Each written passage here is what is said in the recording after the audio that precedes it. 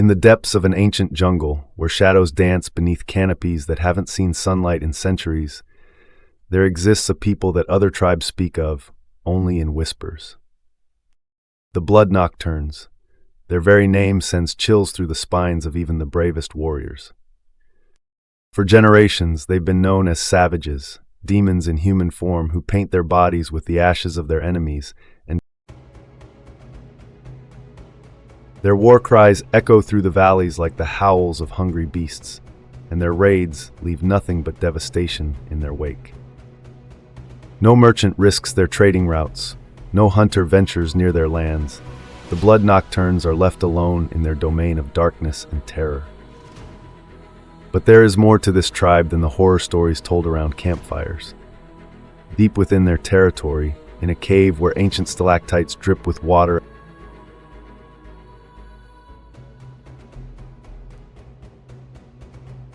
they speak of a prophecy guarded zealously by the tribe's elders and priests, passed down through generations in hushed tones during sacred ceremonies. The prophecy speaks of a mother ruler, a woman born of their own savage blood, but blessed with wisdom beyond their understanding. She would bear the mark of destiny, a birthmark as red as the rising moon stamped upon her forehead like a crown. This chosen one would transform the Blood Nocturnes from a scattered band of raiders into a mighty nation, teaching them to harness their ferocity rather than be consumed by it. When Kalith was born during a lunar eclipse, the High Priestess, her mother, saw the mark upon her infant's forehead and wept.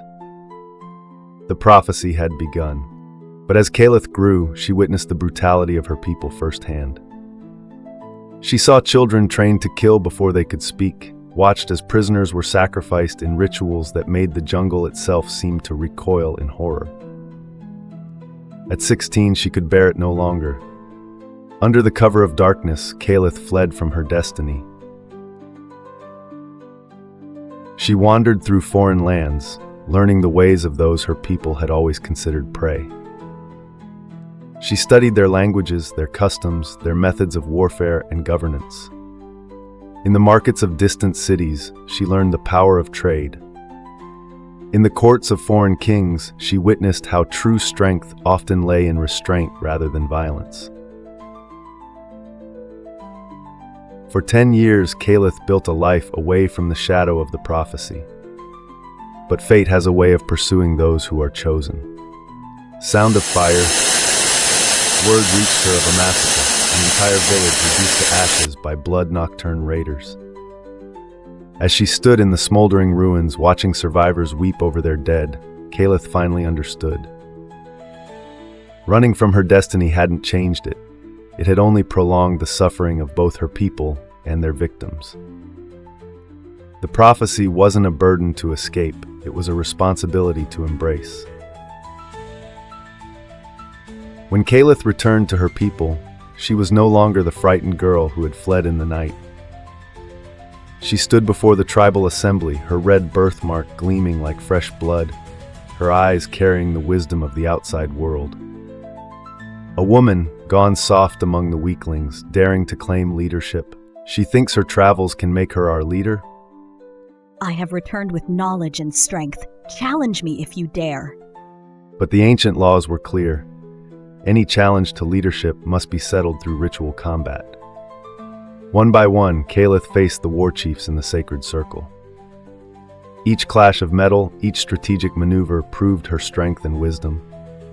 When the final war chief fell, even the most hardened warriors knelt before her. The prophecy had been fulfilled. They came at her with brute force, with the savage techniques that had terrorized the jungle for generations. Kalith met them with something new, a combination of Blood Nocturne ferocity and the disciplined fighting styles she had learned abroad. The battles lasted 3 days. When the final war chief fell, even the most hardened warriors knelt before her. The prophecy had been fulfilled. But Kalith knew that winning leadership was only the beginning. The real challenge would be transforming a tribe of raiders into a civilization.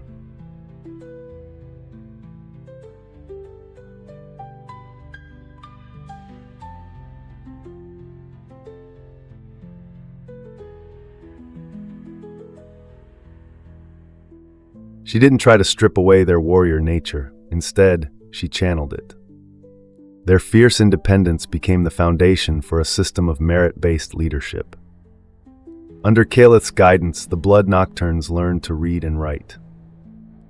Their ritual face paint became ceremonial rather than terrifying. Their blood drinking transformed into symbolic wine ceremonies that honored their heritage while embracing change. Trading posts sprouted along their borders, defended by disciplined Blood Nocturne warriors who now protected merchants instead of slaughtering them. Other tribes began to seek alliances rather than flee in terror.